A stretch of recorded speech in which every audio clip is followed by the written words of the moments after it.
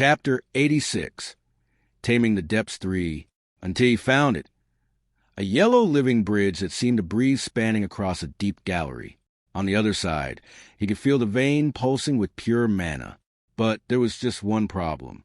A massive deep worm rested inside the bridge, its body occupying the entire space. The beast dozed, probably recovering after excavating new galleries. Rin studied the situation. He couldn't use force. The slightest conflict would attract predators. Not that he had much force to use anyway. He also couldn't make it explode like a lesser worm, because this one had a real core. He needed the worm to move of its own volition. A pulse from his mushroom showed him the surroundings, searching for nearby tunnels and threats. Fused worms are territorial, he remembered while formulating a plan, and this one should be resting in its territory. Rin extracted the weaver's thread while studying the situation. He had no choice. He needed to cross. He tied one end of the thread to a stalactite above the bridge that would serve as an anchor point, and if he calculated the distance correctly, with precise finger hits, he began generating vibrations in the ground. Not just any pattern, but a specific one that mimicked an injured hunter bug, the kind of prey a fused worm couldn't resist. Practically no beast here could. Hunter bugs were the pre-evolution of deep assassins. If a worm or beetle could take revenge on them, they would do so without hesitation. That's why very few reached the surface. If they hadn't achieved evolution along the way, the worm stirred in its sleep, disturbed by the vibrations of the intruder in what it considered its resting space. The deep worm finally awoke, irritated. The enormous beast moved almost immediately, its massive body turning toward the sound source. Rin wrapped the thread around his hand, connected to a particularly robust stalactite to avoid it breaking. The worm approached, each segment of its body pulsing with anticipation, while searching for easy prey. Rin waited until the last moment, when the beast was fully committed to the search. He pushed off on the ground, the thread tensing as his body swung over the bridge. The worm detected that there was nothing at the movement's location, but it was too late. Ren was swinging above, his feet barely avoiding grazing the beast's enormous body. He landed on the other side just as the worm realized it had been deceived. But his landing generated a vibration.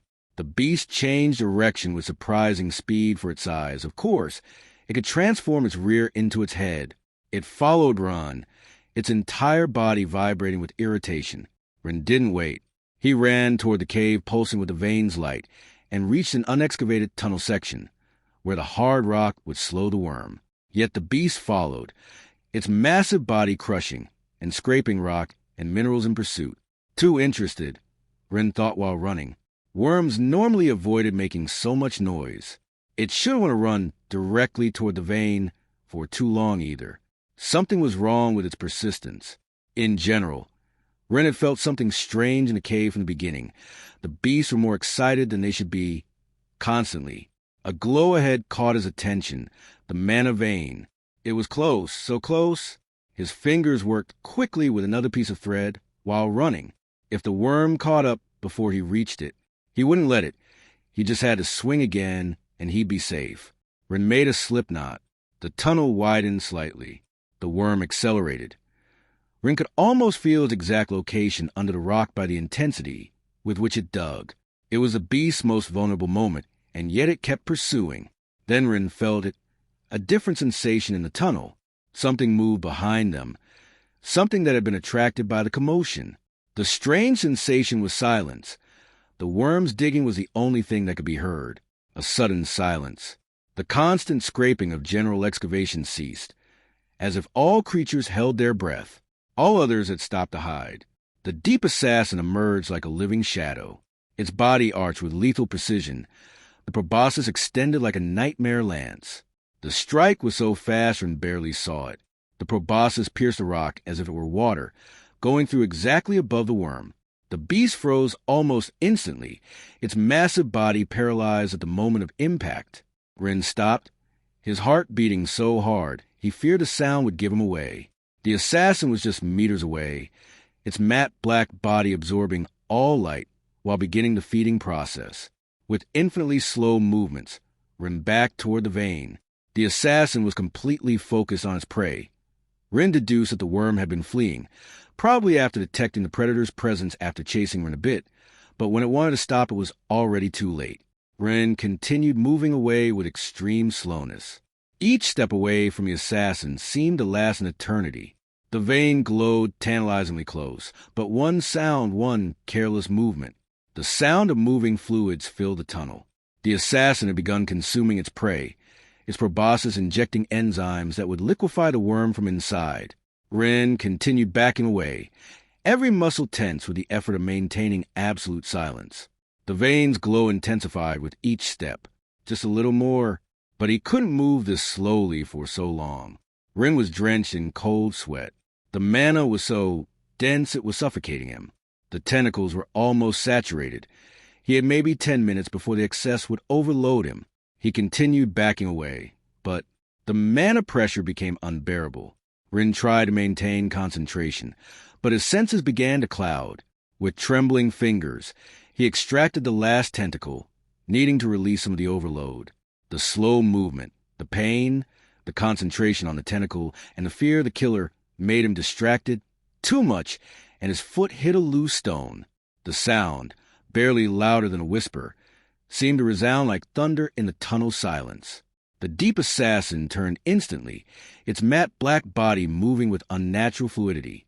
Chapter 87, Taming the Depths 4, the slow movement, the pain, the concentration on the tentacle, and the fear of the assassin made Ren distract too much, and his foot hit a loose stone. The sound, barely louder than a whisper, seemed to resound like thunder in the tunnel silence. The deep assassin turned instantly, its matte black body moving with unnatural fluidity. With no time to think, ran through the tentacle.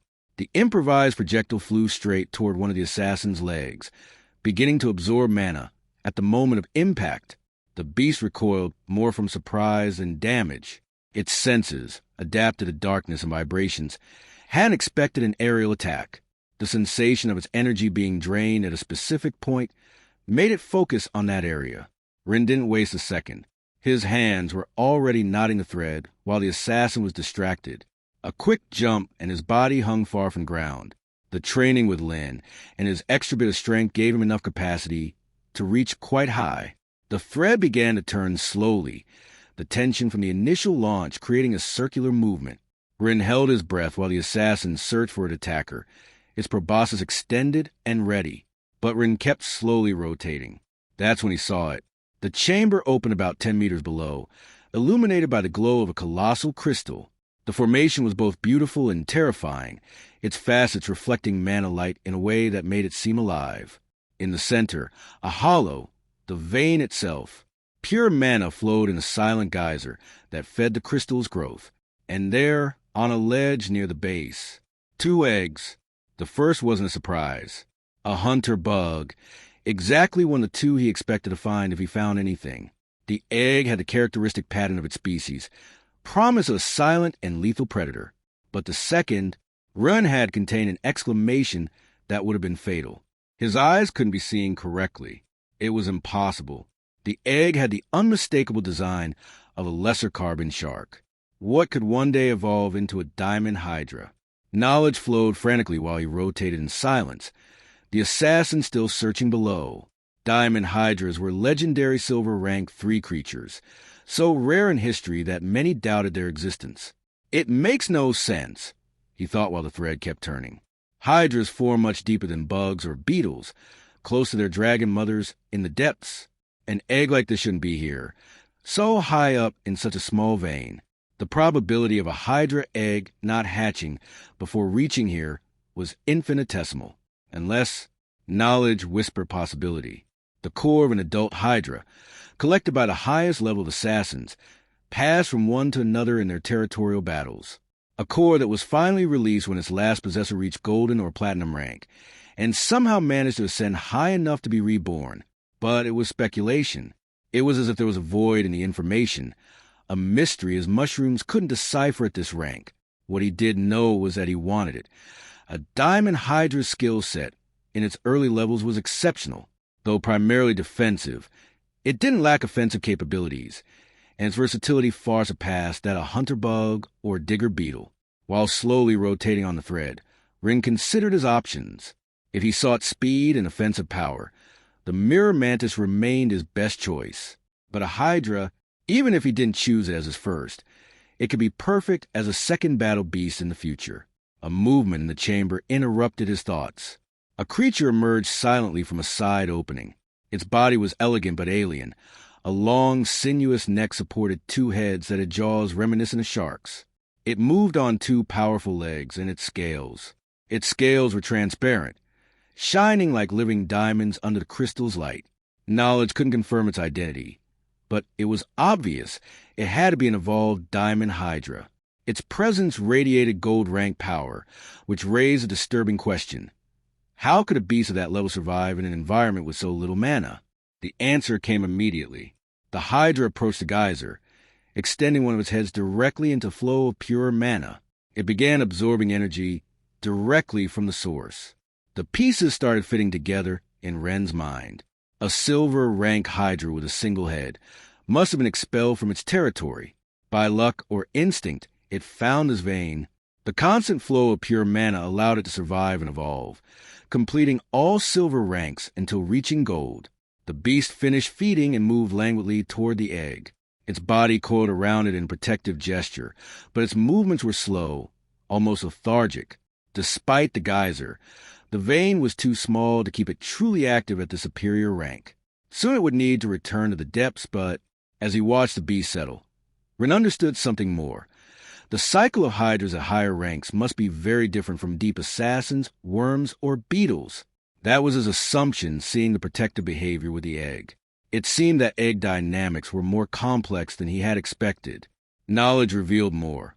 The colored eggs containing the three known evolutionary line possibilities only formed when veins passed near the mothers, the dragons of each evolutionary line dwelling much deeper below. That's where brown eggs formed, for example, having bugs, beetles, and moles as options. What arrived here was different. They were cores returning to the cycle thanks to the deep assassins. These creatures collected the complete cores of their prey, displaying them as trophies on their backs. As they evolved, they fought among themselves for these collections. But upon reaching gold or platinum rank, something changed. They discarded their trophies, casting them into the depths. Most of these discarded cores were reborn as basic iron evolution in the lower levels, only to be devoured again. But some managed to ascend, transformed by their journey through mana-saturated zones. That's why most hunter bugs and digger beetles became living tunnels or deep assassins. The dense mana shaped them during their ascent. That's why there are so few young stages at this height. Ren understood. Those who managed to climb high enough had the chance to evolve along the way. It was a perpetual cycle. The assassins collected, fought, evolved, and finally released. The cores fell, were reborn, ascended, or were hunted to try again. And occasionally, very occasionally, one reached high enough without evolving. Worms were slightly different. They weren't born from eggs like other beasts. They emerged from the depths, fleeing from even deeper zones in the same way. Those who managed to reach higher levels were the survivors of a deadly race from the abyss. It was a cycle generated by the mother worm, the devourer dragon of the depths. From its skin, thousands of worms were constantly born, or so they said in his stories. His knowledge didn't reach that far yet. But where worms had no parental care, nor beetles, where assassins began collecting cores from bronze rank, hydras clearly had different behaviors beyond gold rank. Perhaps it was parental care that allowed them not to need to rise to high levels to evolve and made them so rare. But as these were behaviors of creatures not within his knowledge range, it was a missing piece of the puzzle, an aspect of the cycle that current knowledge couldn't reveal. What did hydras do in their highest ranks? Why would an egg be here, next to one of higher rank, when most beasts abandoned their eggs to the cycle? The deep assassin kept searching, and Ren hung between two mysteries. The predator that couldn't see him, and a hydra that defied everything he thought he knew about the beast egg cycle. With careful movements, Ren extracted the flask with the potion Zhao had given him. The green liquid glowed softly as he uncorked it. It was his last defense against mana overload. Chapter 88, Taming the Depths 5. The deep assassin kept searching, and Ren hung between two dilemmas. The predator that couldn't see him, and a hydra that defied everything he thought he knew about the beast egg cycle. With careful movements, Rin extracted the flask with the potion Zhao had given him. The green liquid glowed softly as he uncorked it. It was his last defense against mana overload. The taste was bitter and metallic, but the effect was immediate. The crushing pressure of mana receded, as if a window had been opened in a suffocating room. It wouldn't last long, but it would have to be enough. The deep assassin finally lost interest in its search. Its sensors detected no more movement, and the paralyzed worm promised a feast it didn't want to waste. The beast returned to its prey, its proboscis sinking back into the liquefied flesh. Now or never, thought Rin as he began descending the thread. He descended with extreme care and retrieved the stone that had betrayed him. He was now meters from the predator that had returned to the tunnel entrance. He would deal with that obstacle at the exit later. First, he had to take advantage of his luck. It was a unique opportunity, a miracle of the cycle that wouldn't repeat for centuries. Or so he thought. The chamber opened below him, the massive crystal dominating the space with its pulsing light. The hydra dozed around the egg, apparently exhausted by the effort of existing at this depth. He still had to move with perfect caution. One sound, one sudden movement, and all would be lost. If the assassin didn't kill him, the hydra certainly would. Rin studied the crystalline formation more carefully. The enormous crystal formed a natural bowl, its facets creating levels and ledges that could serve for a safer approach. I don't need to get all the way there, he thought, while pulling out more weaver's thread. I just need the right position. The bowl's edge offered a perfect spot. From there, he could manipulate the thread without exposing himself too much to the geyser or the hydra. His fingers worked quickly preparing a knot while evaluating angles. The mantis core would also need pure mana. The solution was elegant. He could leave it suspended near the geyser, allowing the flow to saturate it naturally. In 10 days, it would have absorbed enough to begin its transformation. But for that to happen, he needed the hydra to stop feeding from the geyser's mana. The hydra remained motionless, its two heads resting near the egg. Not really its child, he reflected while tying the mantis core to leave it suspended. The egg contained another hydra's core, yes, but it was another that had somehow not completed the cycle and ascended here. It was more like an evolutionary sibling, part of the same line, but not direct offspring. Rin liked to think it was a species with parental care, but was it more like a strong siblinghood? Perhaps that's why the hydra protected it, not from maternal instinct, but from lineage recognition. A Siscon hydra? Rin shook his head at his own silly joke and continued working. Perhaps nervousness was making him think foolish things. But the dilemma was clear. He needed the hydra to leave. And if the egg disappeared, what reason would it have to remain in this small, limiting vein? His feet touched the ledge. Pure mana flowed in the chamber. Not at silver ring level, but triple the normal at this depth. Even with the potion still in effect, Ron could feel the energy trying to saturate his system. The bug egg was closer. It would be easier to reach first, safer. But the hydra egg, the chance to understand such a rare evolutionary line. Rin took a step toward the better egg. The rock under his feet was strangely slippery, polished by years of exposure to pure mana. Each movement required total concentration. A slip here would be fatal. Another step. The hydra breathed deeply, its body moving in a slow but steady rhythm. Rin wondered how long it spent like this, conserving energy between feedings, trapped in this endless cycle of minimal survival. The egg was within reach of his thread now. Its surface gleamed with the same tone as its sister scales, as if already containing the promise of what it could become. A sound from above, the assassin moving its prey. Rin froze, but the beast was just repositioning itself above the worm for better access. The potion still kept the mana at bay, but Rin could feel its effect beginning to diminish. Time was running out. The first throw had to be perfect. Rin breathed deeply. The knot swayed gently as he positioned it. The thread flew silently, settling right over the egg. With a soft but firm pull, the loop closed around his prize. Rin waited a moment. The hydra didn't move. With infinite care, Rin began lifting the egg. Each centimeter was an eternity, the dead weight making the thread creak almost imperceptibly. When the egg was secure, Rin extracted the thread for a second throw. Was it greedy? Maybe, but he wouldn't waste an opportunity like this. The bug's egg ended up in his hands a few seconds later. The core was left floating in the energy flow, immediately beginning to absorb pure mana when the hydra would leave. In 10 days, maybe becoming 11 or 12, as he didn't know when the hydra would wake. With luck, it would be ready then. The hydra moved slightly, one of its heads adjusting in sleep. Without the egg next to it, how long would it take to notice its absence? With nothing to protect, instinct would push it to seek areas with more mana, to reunite with others of its kind. This small vein would no longer have purpose for it. Ren carefully stored the second egg in his backpack, too. Now he had to get out of here. He began his careful ascent toward the cave entrance, toward the assassin. The potion was losing effect.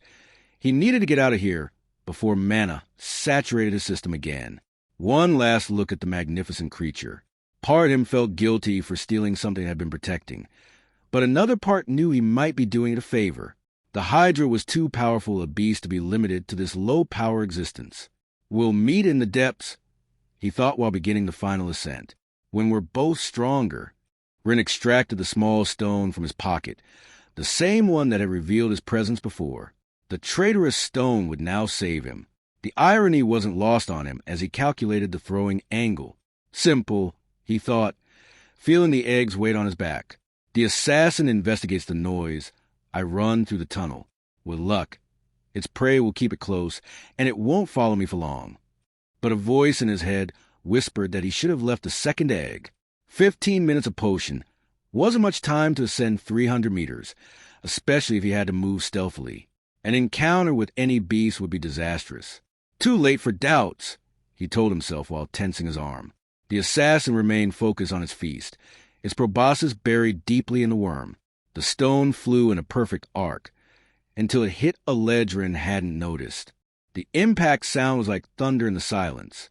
Instantly, the assassin launched toward it, and Ren advanced to the entrance still silently. He had to let the assassin move a bit further until the stone bounced. Its trajectory altered, sending it directly toward the crystalline chamber. Ren watched in horror as the traitor stone rolled down the bowl, the sound amplified by the crystalline formation. Each bounce was louder than the previous one, creating a cascade of echoes that filled the tunnel. The assassin turned instantly toward the noise and froze for a moment. The hydra awoke. Chapter 89, Taming the Ascent. Ren watched in horror as the traitorous rock rolled down the bowl, the sound amplified by the crystalline formation. Each bounce was louder than the previous one, creating a cascade of echoes that filled the tunnel. The assassin turned instantly toward the noise and froze for a moment. The hydra awoke. Its two heads rose in perfect synchronization, transparent scales gleaming as it uncoiled. For a moment it seemed confused, as if not understanding what had awakened it. Then it noticed the egg's absence. The roar that followed made the assassin instinctively back away. The hydra rose completely, its two heads moving in search patterns while the crystallized mana in its scales began pulsing with contained power. Run! Ren's mind screamed, run! The hydra turned both heads directly toward Ren, its eyes glowing as it recognized him as the egg thief. This was no longer a stealthy escape. The beast had seen him. Stealth no longer mattered. Ren ran like never before, each step resonating in the tunnels, while the hydra's roar made the walls tremble. Knowledge flowed. Silver rank 3 hydras could shoot power rays, concentrated beams of light. This one at gold rank probably had even more lethal capabilities, but knowledge didn't reach that far. A strong vibration shook the tunnels. The hydra had begun moving, its massive body crushing rock, while following its prey. Fortunately, it wasn't shooting. It needed to conserve energy. With its feeding from that small vein, each use of power meant minutes of recovery. 30 minutes, Ren calculated while running. It will need to feed after 30 minutes of intense activity with so little mana. The first obstacle appeared, the natural bridge he had crossed before. The structure trembled with each impact of the hydra digging behind. Ren didn't even hesitate. He used the momentum from running to jump and grabbed the thread, the eggs bouncing on his back as he landed on the other side. A group of deep worms emerged from a side tunnel, their massive bodies momentarily blocking the path. At the hydra's next roar, the beasts writhed in panic harder and fled in the opposite direction, crushing each other in their rush to escape. The deep assassin passed by him like a shadow, but didn't even stop to look at him. The beast ran on pure survival instinct, its prey forgotten before a much greater threat. Behind, the sound of rock being pulverized echoed in the tunnels. The hydra wasn't bothering to follow the passages. It was creating its own direct path toward Run. Rin ran down the now-cleared path, following his steps. The potion's effects were beginning to fade, and Rin could feel energy accumulating in his system. His legs burned with the effort climbing, each step heavier than the last. The living tunnel he had seen earlier now blocked the path, its body occupying the entire gallery. Rin stopped abruptly, trapped between the beetle and the approaching hydra. Rin wanted to scream in frustration, but it would be dangerous if the beetle confused him with a bug for a moment and stomped on him, so he had to position himself and strike hard with his feet in a unique rhythm of the living tunnel species that suggests danger. But Run was light, so the vibration didn't convey enough urgency. The beast turned slowly. The sound of pulverized rock approached. One of the hydra's heads appeared in the tunnel, its scales gleaming threateningly. The beetle finally sensed the danger and began turning quickly, but it was too late. The hydra was too close. Rin could see mana concentrating in its throat. It was considering using a ray. The living tunnel moved faster to back away, creating a small opening. Rin lunged to the space, but his foot slipped. He fell to his knees just as the hydra fired. The ray passed over his head, impacting the living tunnel. The beast collapsed, split in two, its shell smoking. The hydra paused for a moment, its breathing heavier. That attack had cost valuable energy. Maybe it had lost about 10 minutes of energy. Rin crawled to the other side of the tunnel through the small gap, then got up and continued running. The hydra roared in frustration, but didn't fire again. Instead, it approached the fallen living tunnel and began devouring it, recovering some of the spent energy. Each head could consume one of the huge beetle halves in an instant. Damn, that will give it about 5 more minutes of energy. It could do that all the way up, Rin thought, consuming beasts to maintain the pursuit. At 275 meters, the air was more breathable, but the mana was still dense. Another group of worms emerged from a side tunnel. The beast froze upon sensing Run, but the sound of the approaching hydra sent them into panic. Rin was trapped in the middle of the fleeing worms. Their massive bodies pushed him against the walls while they writhed desperately. The hydra's roar resonated closer. In desperation, Rin pushed between two worms, the space so tight he felt crushed. Just as he emerged from the other side, he saw the hydra catch one of the lagging worms. One of the heads caught it with lethal precision, its jaws tearing flesh. But the other head kept the body moving while the first ate. Its eyes never stopped following Run. At 250 meters, the tunnel narrowed. Rin could feel mana saturating his system. The potion was losing effect. His legs trembled from the effort, while he crawled through a narrow passage. A section of the tunnel had partially collapsed, probably from the hydra's vibrations. Rin crawled through the debris. Behind, the sound of destruction approached. A deep assassin appeared before Run in the narrow tunnel. The beast hesitated, caught between its hunting instinct and its fleeing instinct. The narrow cave entrance vibrated intensely. Rin worried about another collapse. But he was lucky. The assassin completely forgot about Run and decided to flee. Rin crawled to the cave's exit, while the hydra dug behind. His lungs burned. Mana saturated his body now that the potion no longer had effect. Each meter was a battle against exhaustion and energy overload. Rin finally emerged from the tunnel at 200 meters. A worm colony panicked upon feeling the vibrations, their bodies filling the tunnel in a chaotic mass. Rin had to jump over them, his feet finding small spaces between the writhing bodies. Behind, the hydra finally broke through the wall. The beast was panting now, the chaser's effort beginning to take its toll. Rin took advantage to gain ground. He knew this area, turned and climbed up a not-so-light slope that led to conventional cave entrance. 150 meters, the first guard checkpoint. The air was lighter now, but his legs felt like lead.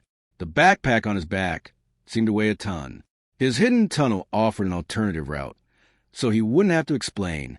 No, Rin thought while continuing to climb. No time for detours. The hydra was getting closer and closer. The checkpoint appeared before Run, the mana lamp's light shining through the entrance. 3 guards moved hurriedly, alerted by the vibrations shaking the tunnels. "Halt!" one shouted when he saw Ren climbing the slope. "What the hell?" "It's the lucky mushroom boy." Another guard recognized him, his expression transforming from surprise to anger. "Why were you prowling in the lower levels? This time you really—" The wall behind Ren exploded. The hydra emerged from the dust like a nightmare made real, its 2 heads covered in blood from the beast it had devoured along the way. Chapter 90, Taming the Blockade. "Halt!" one shouted when he saw Ren climbing the slope. "What the hell?" "It's the lucky mushroom boy." Another guard recognized him, his expression transforming from surprise to anger. "Why were you prowling in the lower levels? This time you really—" The wall behind Ren exploded. The hydra emerged from the dust like a nightmare made real, its 2 heads covered in blood from the beast it had devoured along the way. One last effort. One final sprint. Ren had finished climbing the slope, having gained ground on the beast despite his exhaustion, as the beast wasn't in much better condition than him. "Run. It's a gold rank hydra." Ren's voice cracked with desperation and fatigue. The guards exchanged skeptical looks. At this level, barely 150 meters deep, the idea of a gold-rank beast was as absurd as finding a dragon sunbathing in the academy garden. "Impossible," whispered the supervisor, his expression changing from disbelief to horrified recognition. "A diamond hydra. But they live more than 1,000 meters deep." The guards barely had time to process his words when the supervisor grabbed his arm, his ice penguin partially manifesting. The hydra roared, the sound making the mana lamps crack. One of its heads turned toward the guards, while the other kept its gaze fixed on Run. The other 2 guards instinctively backed away, their beasts, an earth bear and a rock mongoose, fully manifested. Both beasts were bronze rank 2, their power significant in normal circumstances, but dwarfed by the terror before them. "Block the entrance," ordered the supervisor while pulling Ren backward. His voice carried the authority of someone used to commanding in crisis situations. "We need to evacuate."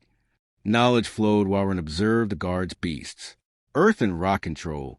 The supervisor's ice penguin, Silver 2, was also a beast with range control capability. Maybe to prepare for dead abyss beasts, to contain hordes. Ren understood. The placement of the checkpoint, the specific combination of beasts. It wasn't random. They're designed for the very unlikely case of a horde. Hordes only come from the dead abyss, but loose monsters from the hordes are rarely found in the caves too. That's why they fear hordes in the caves. But they must only be here by time while reinforcements arrive if dead abyss beasts ever filter into the caves. To block the path. "Wait!" Ren resisted when the supervisor tried to drag him further back, an idea crystallizing in his mind. "Don't take me yet. Your ice, you can use it to slow it down." "What?" "The slope?" Ren pointed to the ascending tunnel, while the other guards began controlling earth and rock barriers. "If you freeze the climb, it'll be harder for it to scale." The supervisor hesitated only for an instant. "Hydras shoot light rays, don't be an idiot and come." "Look," Ren pointed. "Its movements are slower. It only has about 10 minutes of energy left at this height. It won't waste power on rays." The supervisor evaluated the suggestion in an instant, his penguin fully manifested, beginning to cover the steep climb with a thick layer of ice. "More ice!" shouted Run. "It needs to be thick enough." The ice layer grew as they ascended, becoming thicker with each breath from the penguin. "Now!" he ordered his subordinates. "Block the entrance." The earth bear and rock mongoose created layered barriers, compacted earth reinforced with rock formations. The sound of rock being pulverized approached. The hydra was breaking up the slope a bit to get better footing. It roared again, but the sound was weaker. Without access to new prey, each movement brought it closer to exhaustion. The hydra hit the blockade, but couldn't break it. Its strength no longer the same. "It won't cross." Ren shouted over the noise. Without prey to feed on, each movement weakens it more. Another hit, weaker than the previous one. The hydra was losing strength. "It's giving up," murmured one of the guards while the impacts grew progressively feebler, hope creeping into his voice. Silence fell suddenly. The guards exchanged cautious looks. "Did it leave?" asked the one with the mongoose. Ren felt something was wrong. It was too soon for the hydra to abandon its pursuit after investing so much energy. Knowledge screamed a warning in his mind, calculating that it should still have enough power for one last. "Get down!" he shouted, already diving for the ground. The power ray pierced the barriers as if they were paper, passing over their heads and leaving a trail of molten rock on the ceiling. The barrier had failed. Damn, we're dead. After that, only silence reigned.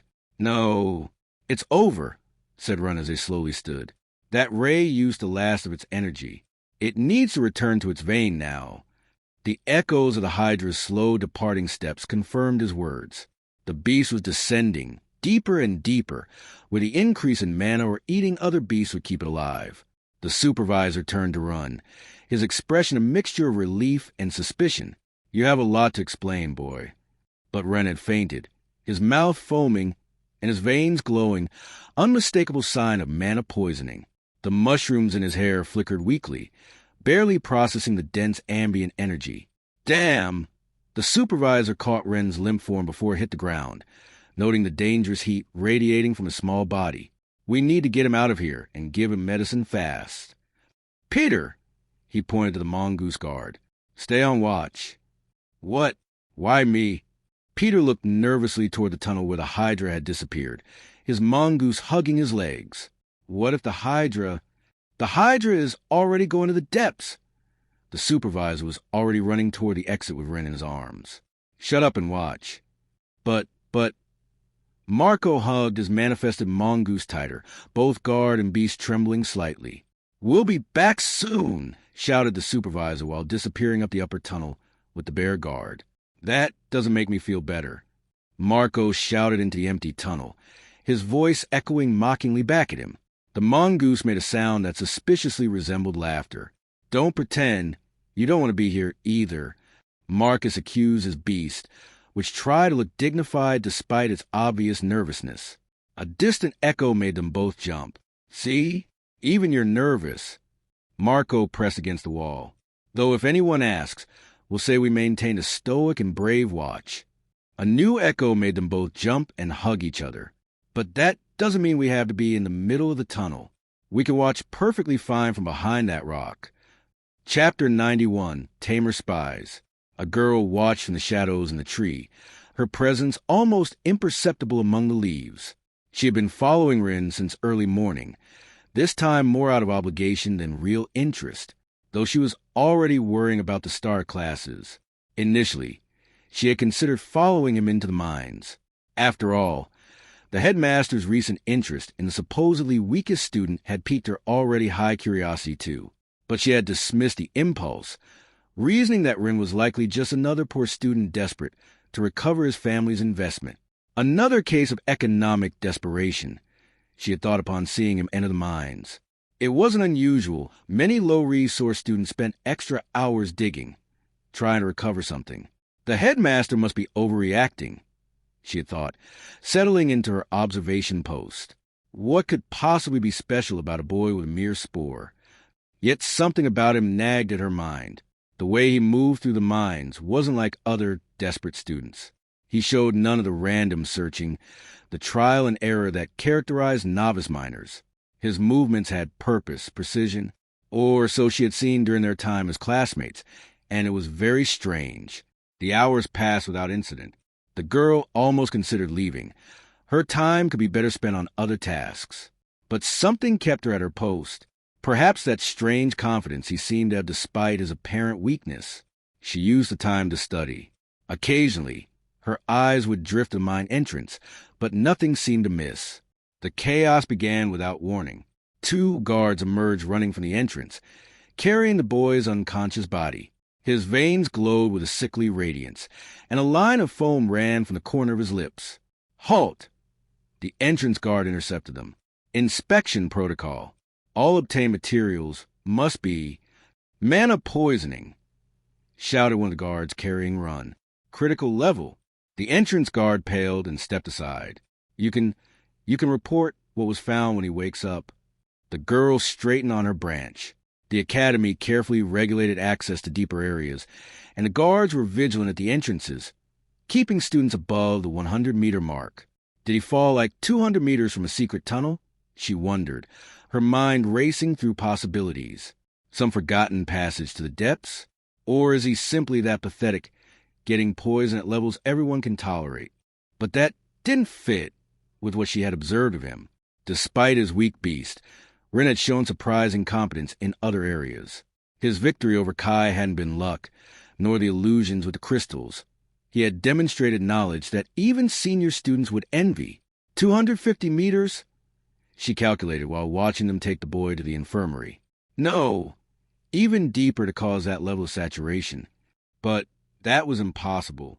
No first-year student, much less one with a spore, could survive at those depths. The beasts would kill them in minutes, seconds with bad luck. The mushroom boy was proving to be a most fascinating puzzle. Her lips curved in a slight smile as she watched more guards arriving at the mine entrance. Whatever had happened below, she intended to find out. After all, anyone who could survive what had so clearly terrified the guards was worth watching very carefully indeed. She slid a small notebook from her sleeve and began taking notes. Professor Zhao might indeed have seen something that others overlooked. At 350 meters beneath the academy, a solitary figure ascended through the tunnels. The golden hippogriff pulsed beneath his skin as he extracted another potion from his bag. Months of mapping between silver and gold ranked depths, some days much deeper, had depleted his reserves, but he still had enough to keep the concentrated mana's effects at bay. The liquid was bitter, but the relief was instant. His silver rank 2 abyssal scorpion briefly manifested its claws, adjusting to the renewed energy flow. A movement in the shadows. A deep assassin emerged from a corner, probably attracted by the man's noisy steps. The beast had perfectly hidden its presence, but the hippogriff manifested its front claws through its tamer's arms, and the beast didn't even have time to extend its proboscis before being torn apart. Pathetic, he thought while continuing his ascent. These beasts were nothing compared to what he had faced in the depths. His employer had asked for a hydra core for his daughter. Any hydra, he had said, as if they were so easy to find. If he could turn it into an egg, he would multiply his payment by 10. But according to his employer's family secret technique, he needed a mana vein and a hydra alongside the core to transform it back. The records were ancient, most destroyed during the last war. No one, not even from Yano, had ventured so deep in this area in decades. Honestly, he wouldn't have survived the worst encounters either, but everything had changed since Yano discovered how to contract abyssals. Having 2 beasts was an advantage that the war against Yano couldn't ignore for long. Once the plan was complete, once the abyssal scorpions were his squad's second beast, his hand instinctively touched the bag where he kept the cores. Dozens of them, each containing the potential of an abyssal scorpion. Unlike hydras, these abyss beasts could be revived with the new secret technique, and didn't need a vein and the mother creature. But he had delayed too long searching for hydras. He thought it would be easier to search for an egg directly, but weeks of searching the gold ring had been a waste of time. None had eggs. They weren't easy opponents either, but still he had to descend from those 1,000 meters. 1,000 meters more. The 2,000 meters had been hell. The platinum hydras were territorial and ruthless, and they weren't the only beasts. The superior assassins were a nightmare. He had almost died 3 times before deciding to risk everything. 3,000 meters. The diamond ring. His potions barely kept him conscious at that depth, and fighting was impossible, his whole life depending on stealth. The hippogriff and scorpion suffered from mana excess, but he had no choice. Luck finally smiled on him as he quickly found an 8-headed diamond hydra guarding eggs. The beast was monstrously powerful, but also predictable in its sleep routine. One moment of carelessness was all he needed to steal one. Or so he thought, but one had saw him. The escape had been frantic. He had to hide in many places. Spent almost all his high-level potions staying alive while ascending. And in the end, he had to return the egg.